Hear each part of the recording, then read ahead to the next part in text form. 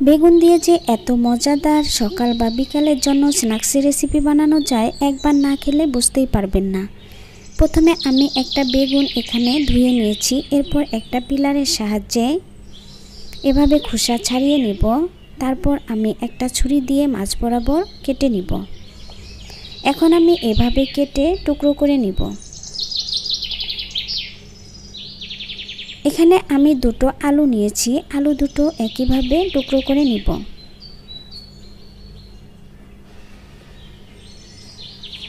এখন আমি একটা বাটিতে পানি নিয়েছি।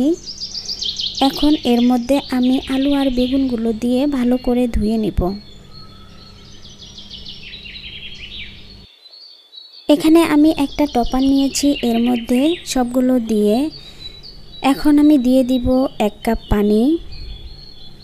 এরপর আমি এখানে অ্যাড করে দিব হাফ টেবিল চামচ হলুদের গুঁড়া,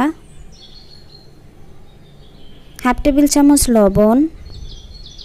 সবগুলো নেড়ে চেড়ে মিশিয়ে ঢাকনা দিয়ে ঢেকে 10 মিনিট সিদ্ধ করে নিব। দেখুন এগুলো সিদ্ধ হয়ে গিয়েছে। এখন আমি একটা বাটিতে ঢেলে নিব।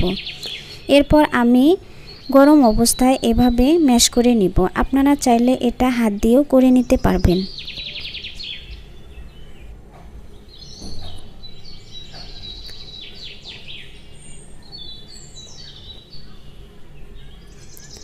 দেখুন বন্ধুরা, আমার ম্যাশ করে নেওয়া শেষ। এখন আমি এখানে অ্যাড করে দিব পেঁয়াজ কুচি, কাঁচামরিচ কুচি, ধনেপাতা কুচি, 1/3 কাপ চালের গুঁড়া, 1/3 কাপ ময়দা, 1 টেবিল চামচ লাল মরিচের গুঁড়া, 1 টেবিল চামচ ধনে গুঁড়া, হাফ টেবিল চামচ হলুদের গুঁড়া, স্বাদ মতো লবণ।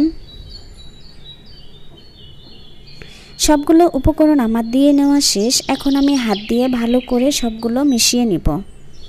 এখানে আমার মনে হয়েছে একটু শুকনা হয়েছে, সেজন্য আমি অল্প পরিমাণের পানি দিয়ে নিয়েছি। সুন্দর ফ্লেভারের জন্য এখানে আমি দিয়ে দিব 1 টেবিল চামচ কালো জিরা। এখন আমি আবারও সবগুলো ভালো করে মেখে নিব। দেখুন বন্ধুরা, আমি এভাবে সবগুলো মেখে নিয়েছি। এখন আমি চুলায় একটা টপার বসিয়ে এর মধ্যে দিয়ে দিব পরিমাণ মতো তেল। তেল যখন হালকা গরম হবে তখন আমি সবগুলো এভাবে দিয়ে নিব। আর হ্যাঁ বন্ধুরা, আপনারা অবশ্যই বাসায় এভাবে ট্রাই করে দেখবেন। বেগুন দিয়ে যে এত সুন্দর একটা পাকোড়া রেসিপি করা যায়, একবার না খেলে বুঝতেই পারবেন না। এক পাশে হয়ে গিয়েছে, আমি এখন অন্য পাশে উল্টিয়ে দিব।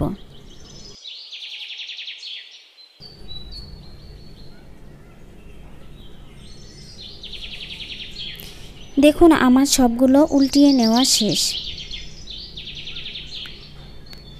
আপনারা দেখেই বুঝতে পারছেন কতটা সুন্দর আর কতটা লোভনীয় হয়েছে আর কেমন মুচমুচে হয়েছে। উল্টিয়ে পাল্টিয়ে ভালো করে ভেজে আমি সবগুলো এখন নামিয়ে নিব। বেগুনের তরকারি, বেগুনের ভাজি, বেগুনের বড়া, বেগুনের চপ সবাই খেয়েছেন, কিন্তু এভাবে বেগুনের পাকোড়া একদিন বানিয়ে খেয়ে দেখবেন কেমন হয়েছে আর আমাকে অবশ্যই কমেন্ট করে জানাবেন। আমি সবগুলো দেখুন নামিয়ে নিয়েছি। এখানে আমি এটা সস দিয়ে পরিবেশন করে নিয়েছি। আপনারা চাইলে এটা এমনিতেও খেতে পারবেন। আর হ্যাঁ বন্ধুরা, আমার এই রেসিপিটি যদি আপনাদের ভালো লাগে তাহলে আমার চ্যানেলটি সাবস্ক্রাইব করে দিয়ে পাশে থাকা বেল আইকনটি ক্লিক করে দিবেন। এতে করে আমি ভিডিও আপলোড করার সাথে সাথে আপনাদের কাছে নোটিফিকেশন চলে যাবে। সবাই ভালো থাকবেন, সুস্থ থাকবেন। আল্লাহ হাফেজ।